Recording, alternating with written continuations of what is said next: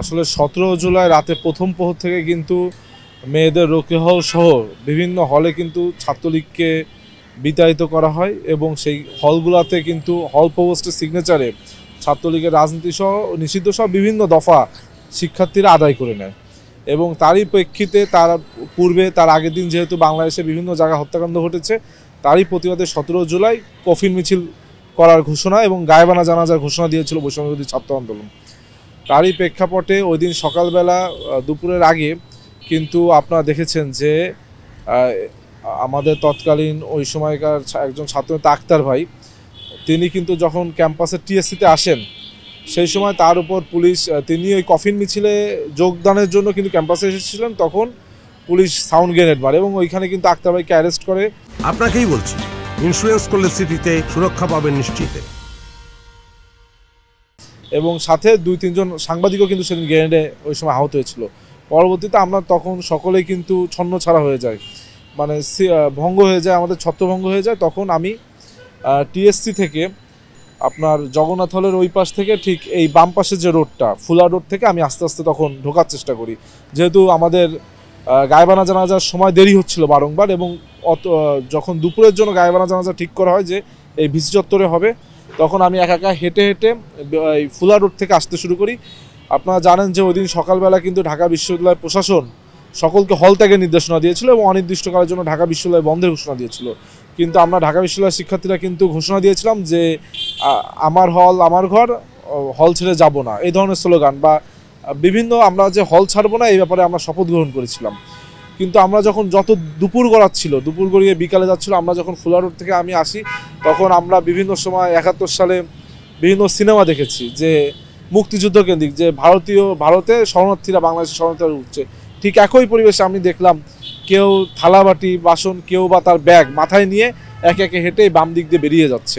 এবং সেদিন কিন্তু ক্যাম্পাসে বিজিবিও মোতায়েন হয়েছিল এবং তৎকালীন সেই দিন কিন্তু বিজিবি মোতায়েনের সময় আপনারা দেখেছেন ওই সময় ক্রিয়াশীল বিভিন্ন ছাত্র সংগঠন, আমাদের ছাত্র দলের ছেলেরা সহ ছাত্র দলের একটা ছেলের ওই দিন প্রতিবাদ খুব ভাইরাল হয়েছিল যে সীমান্তের বিড়ালরা সীমান্তে ফিরে যা।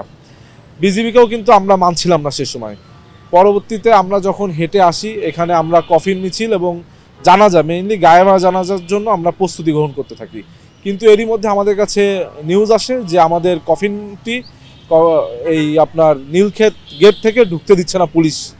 তখন আমরা কয়েকজন, আমি তারপর আব্দুল কাদের সহ আমরা 10-12 জন ওই সময় যারা ছিলাম তারা এগিয়ে যায় কফিন মিছিলটি আনতে এবং আরেকটি দলকে আমরা এখানে রেখে যাই যে তোমরা এখানে থাকো, অবস্থান নাও, কারণ আমরা দেখছিলাম আমাদের লোকসংখ্যা কমে যাচ্ছিল। সব মিলে কিন্তু 300-400 ছেলে পেলে এখানে ছিল তখন, এবং যেহেতু বিরাট একটি সংখ্যক শিক্ষার্থী ক্যাম্পাস ত্যাগ করেছে, সুতরাং এই অবস্থানটা যেন ধরে রাখা যায় এই জন্য মোস্ট অফ দ্য স্টুডেন্টসকে আমরা এখানে রেখে আমরা 10-12 জন সামনের দিকে আগাই এবং নীলক্ষেত গেটে যখন যাই আমরা স্লোগান সহকারে এখানে যাই। নীলক্ষেত গেটে যাওয়ার পরে পুলিশ সেখানে কফিনটি আমাদের ভিতরে প্রবেশ করতে দিচ্ছিল না, কিন্তু এক পর্যায়ে পুলিশি বাধা উপেক্ষা করে আমরা কফিনটির জোরপূর্বক ভিতরে আনি এবং একে একে 3-4টি কফিন আমরা ভিতরে 5টি কফিন আনি এবং সেখান থেকে স্লোগান সহকারে আমরা এখানে প্রবেশ করি। পরবর্তীতে যখন গায়েবানা জানাজা অনুষ্ঠিত হয় এখানে আমরা দেখছিলাম যে গায়েবানা জানাজার পূর্বেই কিন্তু এখানে প্রচুর গণযোগাযোগ মাধ্যমে সাংবাদিক ভাই বোনেরা উপস্থিত ছিল এবং এই বাম পাশে কিন্তু প্রচুর পুলিশি অবস্থান ছিল এবং বিজিবির অবস্থানও সেদিন ছিল।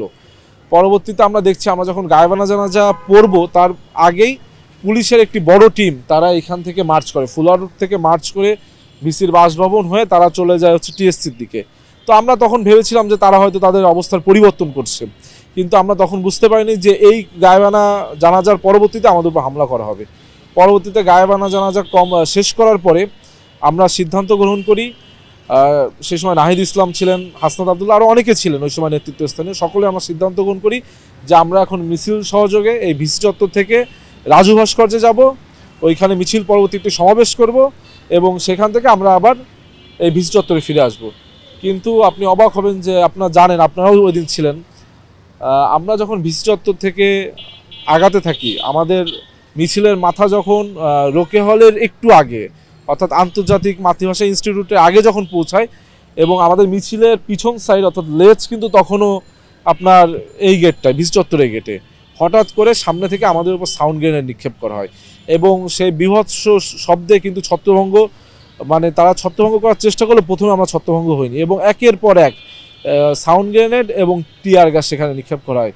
পরবর্তীতে এমন একটি জায়গায় টিয়ার গ্যাস এবং সাউন্ড গ্রেনেড নিক্ষেপ করা হয় যে আমাদের যাওয়ার কোনো জায়গা ছিল না, এবং পিছন থেকেও কিন্তু নীলক্ষেতের ওই পুলিশ মার্চ করে ভিসি চত্বর চলে আসে।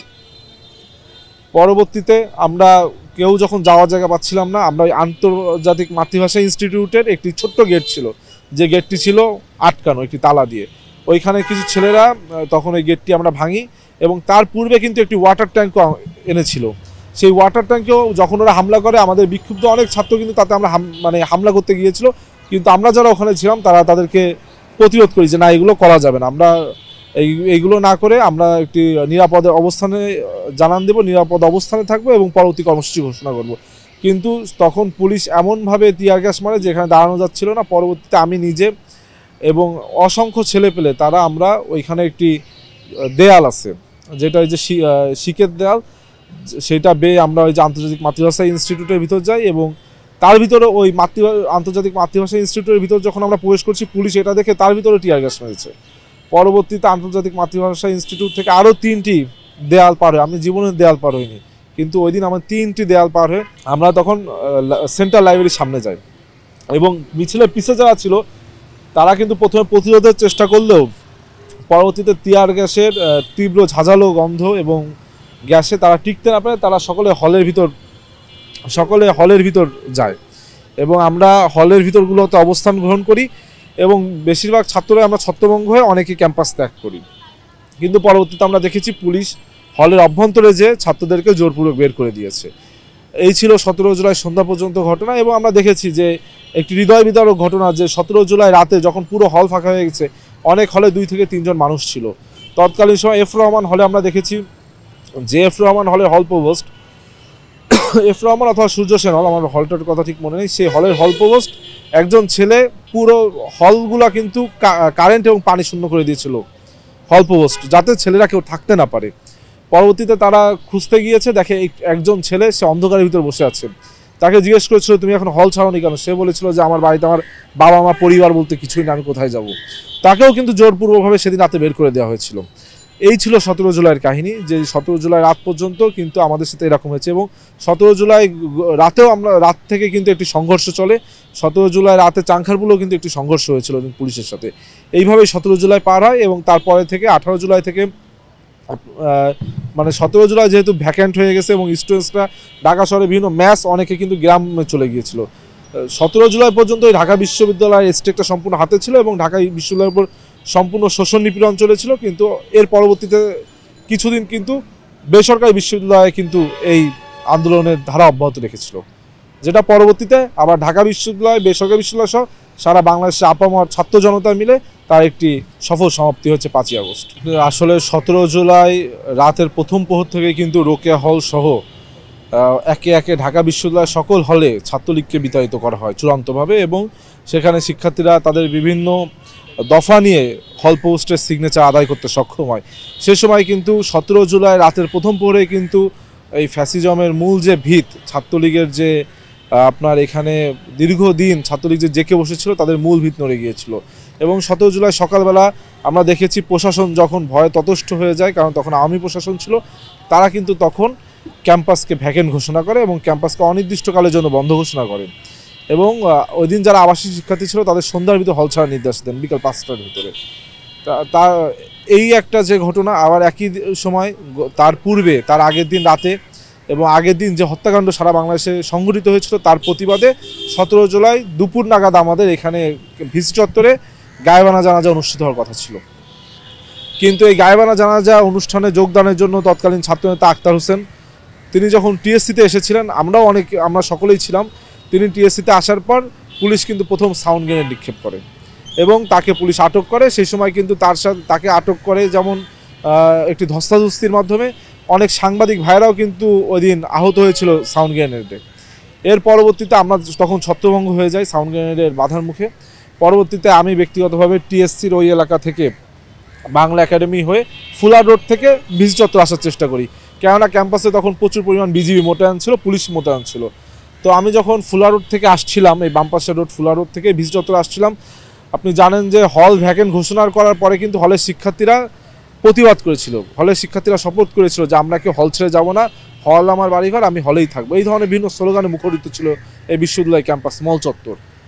কিন্তু আমরা যখন আসি, যত দুপুর গড়িয়ে বিকেল যাচ্ছিল, আমরা দেখতে পাই যে হলের অধিকাংশ শিক্ষার্থী, আমরা বিভিন্ন সিনেমায় দেখেছি যে 71 সালে বিভিন্ন মুক্তিযুদ্ধ ভিত্তিক যে সিনেমা, সেখানে বাংলাদেশিরা, বাঙালি যারা আছে তারা কিন্তু শরণার্থী হিসেবে ভারতে যাচ্ছিল। একদম সেই চিত্রের মতো আমি দেখলাম যে এখানে আমাদের ছেলে মেয়ে ভাই বোনেরা, তারা কেউ থালা বাসন হাতে, কেউ লাগেজ, কেউ ব্যাগ মাথায় নিয়ে, কাঁধে নিয়ে, তারা খুব কষ্ট করে পায়ে হেঁটে এবং লাইন ধরে পায়ে হেঁটে তারা এই ফুলা রোড থেকে ক্যাম্পাসের বাইরে চলে যাচ্ছে। তখন আমার খুব মন খারাপ হয়েছিল যে তাহলে কি আমাদের ক্যাম্পাসে আমরা অবস্থানটা ধরে রাখতে পারবো না।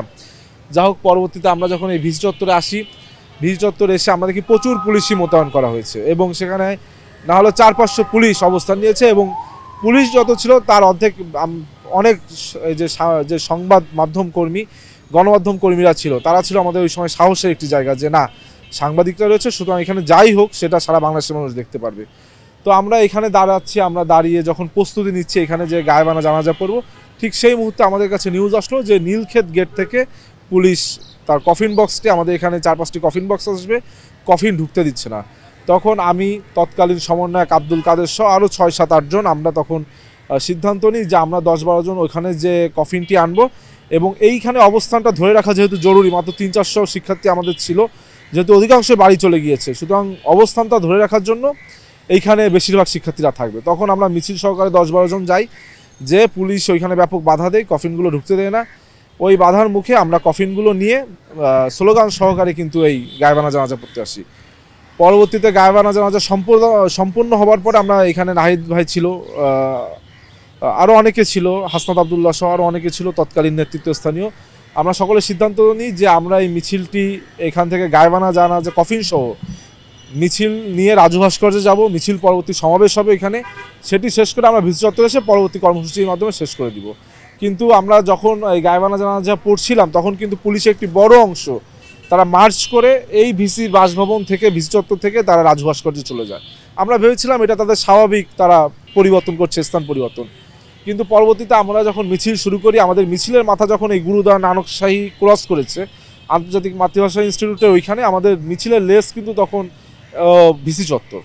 তো হঠাৎ যাওয়ার সাথে সাথে পুলিশ সেখান থেকে সাউন্ড গ্রেনেড মারে, টিয়ার গ্যাস মারে, তো ছত্রভঙ্গ করার চেষ্টা করে। কিন্তু ক্যাম্পাসের শিক্ষার্থীরা কিন্তু প্রথমে প্রতিরোধ গড়ে তুলেছিল এবং আমাদের ওই মিছিলের মাঝে একটি ওয়াটার ট্যাঙ্ক পড়ে যায়।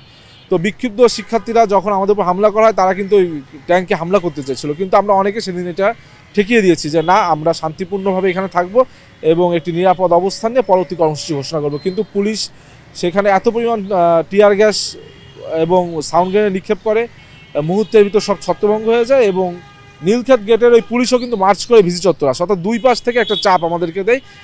মিছিলের পিছের অংশ যারা ছিল তারা হলের ভিতরগুলোতে অবস্থানে দৌড়ে ছত্রভঙ্গ হয়ে চলে যায়, কিন্তু মিছিলের সামনে আমরা যারা ছিলাম আমাদের যাওয়ার কোনো জায়গা ছিল না, কারণ সামনে পুলিশ, পিছেও পুলিশ। সেই ক্ষেত্রে তখন আমরা আন্তর্জাতিক মাতৃভাষা ইনস্টিটিউটের ছোট্ট একটা পকেট গেট আছে, সেই গেটটি ছিল তালাবদ্ধ। ওইখানে যারা জীবন সংখ্যায় ওইদিন উদ্বিগ্ন ছিল তারা একটি তালাটি ভাঙে। সেই ক্ষেত্রে তালা ভাঙার পরে আরও 2-3টি কিন্তু ওখানে দেয়াল ছিল, এই শিকের দেওয়াল। আমি নিজেও কিন্তু ওই দিন 4টি দেওয়াল এখানে টপকাতে হয়েছে আমার পরপর, আর যেখানে আমি কোনোদিন দেওয়াল টপকাইনি। কিন্তু জীবন সংখ্যায় শঙ্কিত এবং নিরাপদে যাওয়ার জন্য আমার সেই 4টি দেয়াল টপকি আমি সেন্ট্রাল লাইব্রেরির সামনে যে অবস্থান নিই, এবং সেখানেও যে আপনার তীব্র গ্যাসে, ঝাঁঝালো গন্ধে, টিয়ার গ্যাসের, কেউ দাঁড়াতে পারছিল না। পরবর্তীতে আমরা ওইখান থেকে ছত্রভঙ্গ হয়ে বেরিয়ে যাই এবং আমাদের অধিকাংশ শিক্ষার্থী হলগুলোতে অবস্থান নেয়। কিন্তু সন্ধ্যা ঘনিয়ে আসার সাথে সাথে পুলিশ সেখানে হলে মার্চ করে শিক্ষার্থীদের বের করে দেয় এবং সেদিন রাতে ওই সন্ধ্যার পর থেকে কিন্তু ক্যাম্পাসে লাইট এবং ক্যাম্পাসে যে বিদ্যুৎ এবং পানির সংযোগ, হল পোস্টটা বন্ধ করে দেয়, বিশ্ববিদ্যালয় প্রশাসন বন্ধ করে দেয়, যাতে শিক্ষার্থীরা কেউ হলের অবস্থান না করতে পারে। পরবর্তীতে আমরা দেখেছি যে ওই দিন রাতে সকল শিক্ষার্থী বেরিয়ে গেলেও এরকম হৃদয় বিদারক ঘটনাও আমরা দেখেছি যে ঢাকা বিশ্ববিদ্যালয়ের একটি হলে তৎকালীন হল প্রভোস্ট ছিলেন রফিক সারিয়া, তিনি হলে চেক করছেন কোনো ছাত্র আছেন কিনা। একটি হলে যে অন্ধকারের ভিতর তিনি দেখেন সন্ধ্যার পরে, রাত তখন 8টা-9টা বাজে, সেই হলে একজন শিক্ষার্থী অন্ধকারে বসে আছে। তিনি যে তাকে জিজ্ঞেস করেন, তুমি এখনো এখানে কেন, তুমি এখনো বাড়ি যাওনি কেন, তুমি হল ছাড়োনি কেন। তখন সেই ছেলেটি বলে, স্যার আমি কোথায় যাব, আমার তো পরিবারই নেই, আমার বাবা নাই, মা নেই, সবাই মারা গিয়েছেন, আমার তো পরিবার নেই, আমি ঢাকা শহরে কোথায় যাব। কিন্তু সেই সময় কিন্তু সেইখানে তৎকালীন প্রভোস্ট এবং বিশ্ববিদ্যালয় প্রশাসন তাকে জোরপূর্বক বের করে দেয়। এই ছিল 17 জুলাই সন্ধ্যার পর্যন্ত ঘটনা। কিন্তু এরই পরবর্তীতে 17 জুলাই আমাদের ঢাকা বিশ্ববিদ্যালয়ের শিক্ষার্থীরা কিন্তু বিশ্ববিদ্যালয় প্রাঙ্গণ থেকে বেরিয়ে বিভিন্ন ম্যাচ টাসে অবস্থান গ্রহণ করে। তো ওই দিন রাতেই কিন্তু আমরা আবার নিউজ পাই যে চাংখারপুলে পুলিশের সাথে অনেক শিক্ষার্থী বা ছাত্র জনতার ওইখানে সংঘর্ষ হচ্ছে, এবং ওই একই দিনে যে আমাদের যে ছত্রভঙ্গ হয়ে যায়। তো আমরা মনে করি যে 17 জুলাই পর্যন্ত এই কোটা সংস্কার আন্দোলনটা বৈষম্যবিরোধী ছাত্র আন্দোলনের ব্যানারে সম্মিলিত যে ব্যানারটা ছিল, সেখানে সকলের আমাদের ঢাকা বিশ্ববিদ্যালয়ের হাতে স্টেক ছিল। কিন্তু 17 জুলাই আমরা যখন ছত্রভঙ্গ হয়ে যায়, 18 জুলাই, 19 জুলাই, 20 জুলাই এই সময়গুলো কিন্তু খুব সংকটময় সময় ছিল। কিন্তু আমরা দেখেছি 18 জুলাই থেকে ঢাকা শহরের সকল যে বেসরকারি বিশ্ববিদ্যালয় অর্থাৎ প্রাইভেট বিশ্ববিদ্যালয়ের শিক্ষার্থীরা কিন্তু তারা কিন্তু খুব সাহসী ভূমিকা পালন করেছে, এবং তখনকার আন্দোলন কিন্তু তারাই চালিয়ে নিয়ে গেছে। পরবর্তীতে বেসরকারি বিশ্ববিদ্যালয়, আমাদের ঢাকা বিশ্ববিদ্যালয় এবং বাংলাদেশের যে ঢাকা শহর বলে ঢাকার আশপাশে এবং সারা বাংলাদেশের আপামর ছাত্র জনতার সম্মিলিত প্রয়াসে কিন্তু একটি সফল সমাপ্তি 5ই আগস্ট ঘটে। তো এই ছিল কিন্তু আমাদের 17 জুলাইয়ের ঘটনা। এবং 17 জুলাই ইভেন্টটাকে আমরা সবচেয়ে বড় করে দেখি এই কারণে যে 17 জুলাই রাতের প্রথম প্রহরে কিন্তু ঢাকা বিশ্ববিদ্যালয় ফ্যাসিস্টের মূল যে ভিত ছাত্রলীগের অবস্থান, সেই অবস্থান কিন্তু নড়বড় হয়ে যায় এবং ছাত্রলীগ পালাতে বাধ্য হয়। সুতরাং আমার মনে হয়েছে যে 17 জুলাই থেকেই হাসিনা পতনের প্রধান যে আন্দোলনটা, আমরা এক দফা আন্দোলন 31 তারিখে আমরা ঘোষণা করেছি ঠিকই, কিন্তু এক দফা আন্দোলন কিন্তু 17 জুলাই থেকে শুরু হয়ে গিয়েছে।